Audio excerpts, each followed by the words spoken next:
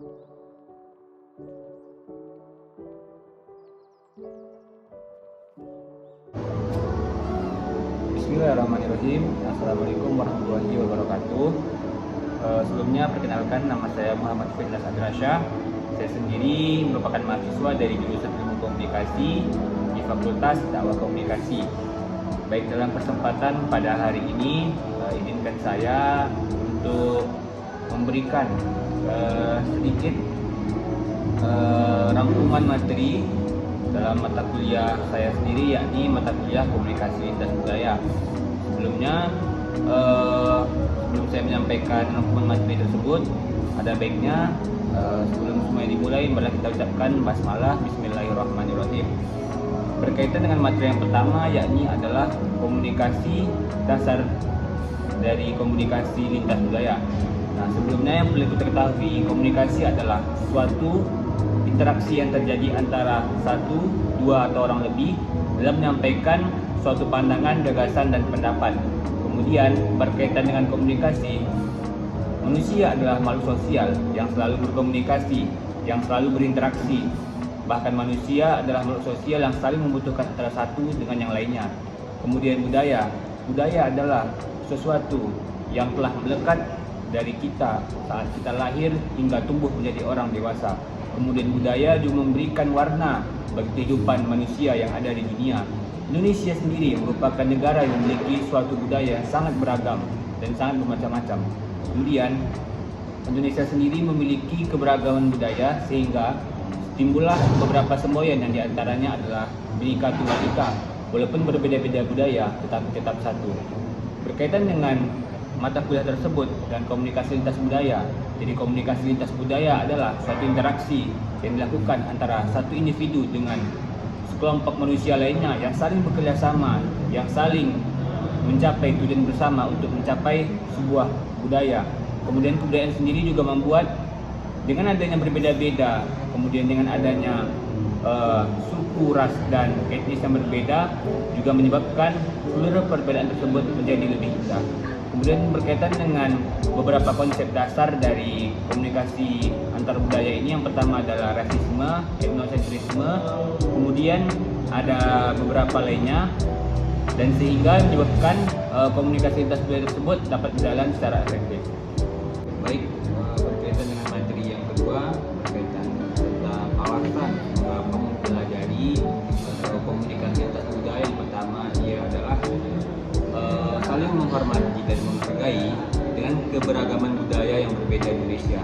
Seperti yang kita ketahui dan seperti yang telah saya ungkapkan di awal tadi, bahwa Indonesia memiliki beberapa budaya berkaitan juga dengan suku, etnis, dan ras yang berbeda. Dengan adanya perbedaan tersebut, kita harus saling menghargai, harus saling menghormati agar terciptanya suatu kerukunan di antara seluruh masyarakat Indonesia. Kemudian yang kedua, dengan mempelajari perbedaan budaya tadi, kita dapat mengetahui beberapa hal unik yang terjadi di setiap budaya.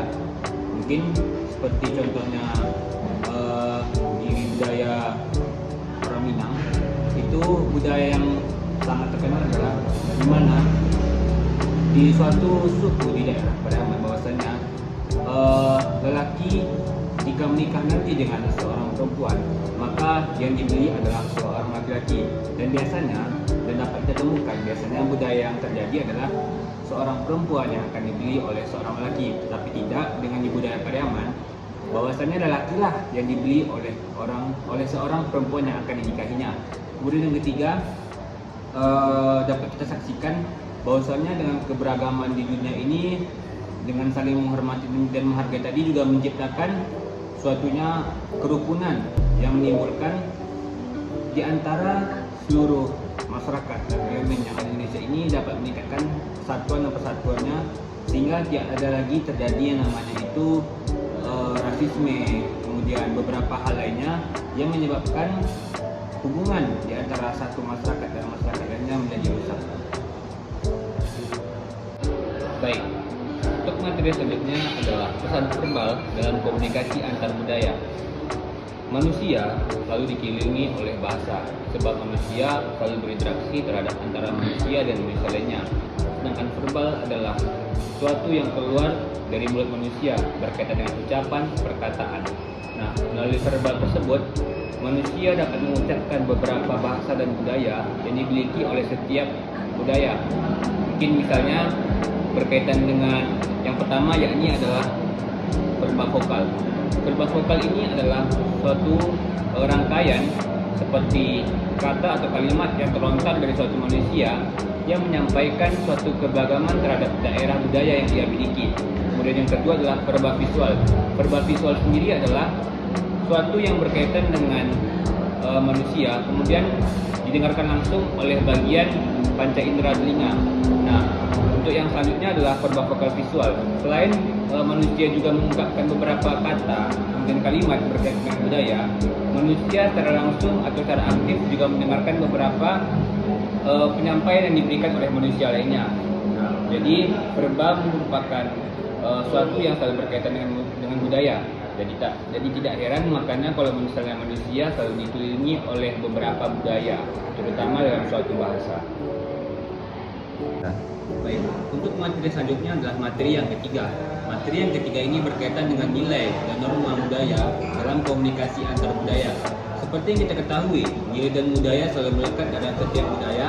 Kemudian nilai dan norma selalu berdampingan.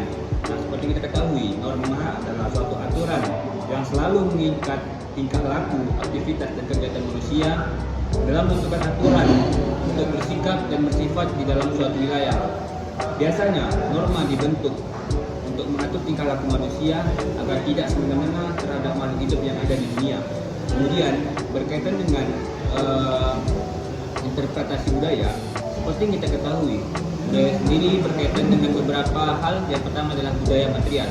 Budaya material adalah budaya yang selalu berkaitan dengan kebebasan terhadap suatu manusia.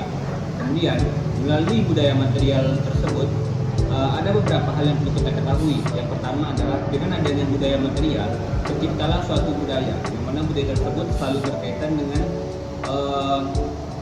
makanan suatu khas dari suatu daerah yang menunjukkan suatu kebudayaan. Dan ada beberapa senjata tradisional yang merupakan ikonik dari setiap daerah. Kemudian yang ketiga adalah pakaian adat yang merupakan suatu khas atau identitas terhadap suatu budaya yang ada di Indonesia.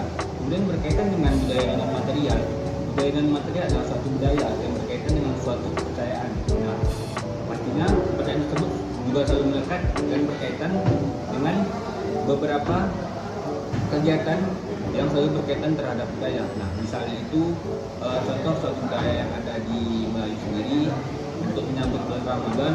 Misalnya dalam budaya Melayu sendiri itu selalu melakukan suatu ritual atau kebiasaan yang mana kebiasaan tersebut disebut dengan Bali Mokastai. Nah, Bali Mokastai ini adalah suatu kegiatan yang dilakukan oleh suku Melayu untuk membersihkan jiwa, kemudian untuk membersihkan secara psikis dan psikologis juga agar menyambut bulan Ramadan dalam bulan yang suci. Mungkin seperti itu. Nilai dan norma dalam kebudayaan yang ada di Indonesia. Berkaitan dengan nilai dan norma, pastinya nilai dan norma selalu memberikan ke arah yang positif. Seperti yang kita ketahui, norma adalah suatu aturan yang berlaku di suatu wilayah tempat dan selalu memberikan dampak yang baik terhadap suatu masyarakat. Kemudian melalui norma juga memberikan aturan terhadap manusia dalam melakukan suatu aktivitas dan tingkah laku sehingga tidak dapat merugikan orang-orang yang ada di sekitarnya atau maupun makhluk hidup yang ada di sekitarnya. Berkaitan dengan interpretasi antar budaya, yakni berkaitan dengan yang pertama adalah budaya material. Budaya material biasanya juga memiliki suatu kebebasan yang berkaitan dengan cara manusia dalam berpakaian, kemudian menentukan suatu makanan, kemudian bagaimana manusia menginterpretasikan kehidupannya dalam kehidupan sehari-hari. Biasanya budaya material ini selalu berkaitan dengan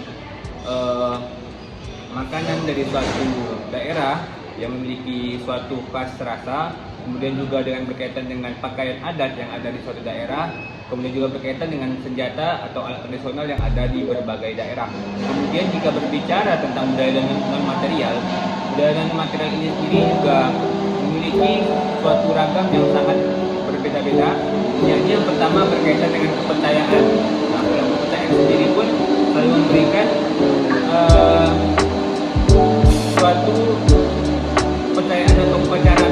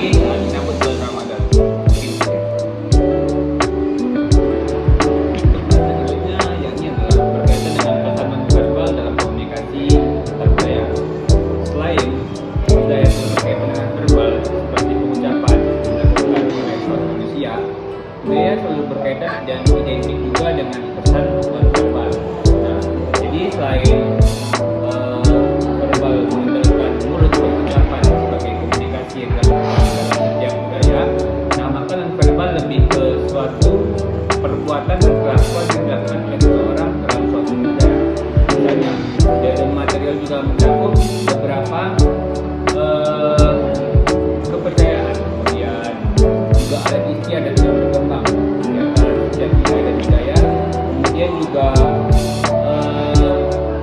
keberagaman yang dimiliki melalui beberapa budaya tadi, yang menyebabkan budaya tersebut dapat hidup dan dapat berkembang. Selain budaya non material dan material tadi, juga ada budaya verbal dan verbal yang merupakan budaya tersebut selalu bersikap dinamis dan tidak statis, artinya selalu memiliki suatu perubahan dalam setiap waktu. Nah, misalnya kalau budaya berorientasi dengan beberapa kemajuan di bidang teknologi komunikasi, nah maka sah dikatakan bahwa budaya tersebut adalah budaya yang dinamis, sehingga selalu mencakup beberapa verbal dan non-verbal dalam lingkungannya untuk melengkapi kompleksitas dalam suatu budaya yang ada di suatu